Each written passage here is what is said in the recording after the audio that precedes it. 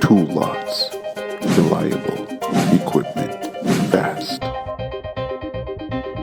Pilates stabilizer chair assembly video. 2 posts, a stick, 2 wheels, 4 screws and a screwdriver. 2 drawstrings. The first step is to install wheels. Each wheel has 2 holes and is fixed with a screwdriver. On the other side, repeat the previous operation.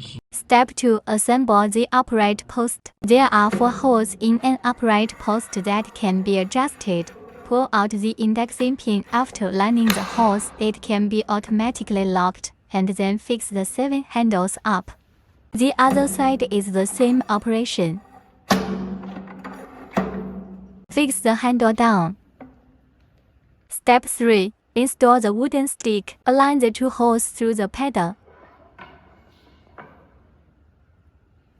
Step 4. Hang the spring. There are 4 gears that can be adjusted. Step 5. Hang the rope. Hang it above or below. Finally, look at the use of the wheel. It is mainly convenient to carry.